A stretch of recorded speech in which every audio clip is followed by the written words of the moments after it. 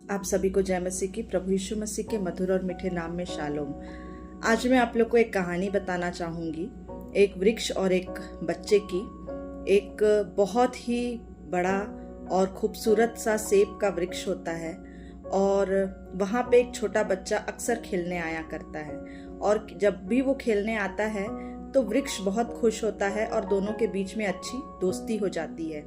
कुछ समय के बाद जब बच्चा थोड़ा बड़ा होने लगता है तब वो कहता है कि मुझे मेरी मम्मी बुला रही है, मुझे जाना है, और उसके बाद वो वहाँ से चला जाता है। वृक्ष बोलता है ज़रूर आना, जल्दी आना, और ऐसा होता है कि वो वहाँ से चला जाता है।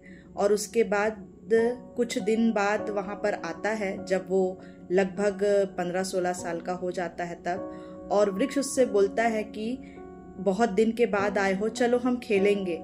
तो वृक्ष को वो बच्चा मना कर देता है कि नहीं, मैं नहीं खेलूँगा, अब मुझे खिलौने खेलना ज़्यादा पसंद है। तो वो वृक्ष बोलता है अच्छा ठीक है, और फिर वो बोलता है, बच्चा बोलता है वृक्ष से कि मुझे खिलौना खेलना पसंद है पर मेरे पास पैसे नहीं है, मैं कैसे पैसे लाऊं और अपने लिए खिलौना खरीदूं। तब वो वृक्ष उससे कहता है कि देखो, तुम मेरे पेड़ में लगे हुए फल हैं, उसे ले लो और ले जाकर बाजार में बेच दो, जो पैसे आएंगे उससे खिलौने खरीद लेना। और ऐसा ही करता है वो बच्चा और वहां से चला जाता है। अब पेड़ फिर से अकेला हो जाता है और वो उसका इंतजार करने लगता है। धीरे धीरे ऐसा होता है कि उनको काफी समय बीतता है और कुछ समय बीतने के बाद वो बच्चा बड़ा हो जाता है, एक जवान हो जाता है, और वो उस वक्त वृक्ष से मिलने आता है और वृक्ष उसकी याद में काफी टूट चुका होता है।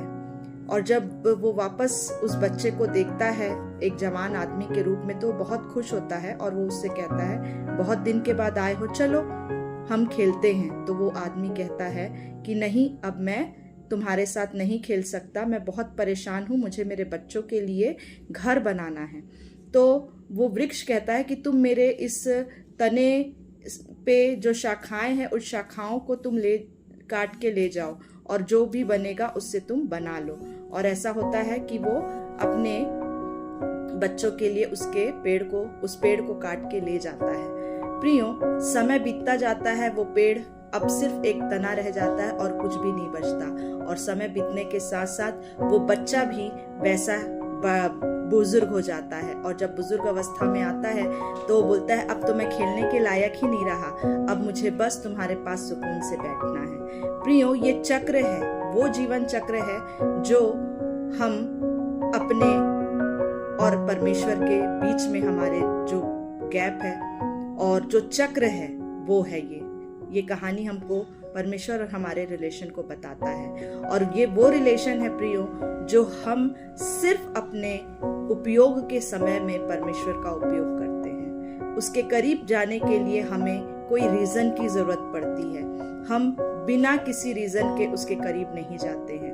प्रियो, बहुत सोचने वाली बात है कि जहां हम रोज हो सकते हैं वहां हम रोज ना आकर के सिर्फ समय का इंतजार करते हैं। निर्गमन 20 उसके 12 में कहता है कि अपने माता और पिता का आदर करना। प्रियो, ये सिर्फ हमारे माता पिता के विषय में नहीं कह रहा है, ये हमारे परम प्रधान परमेश्वर जो हमारे माता पिता से भी पहले है उसके विषय में भी कह रहा है, पर हम उसी चीज को नहीं मानते हैं। प्रियो, विचार कीजिए कि हम क्या कर रहे हैं। क्या हम सच में परमेश्वर के करीब हैं या सिर्फ उसे अपने फायदे के लिए उपयोग कर रहे हैं?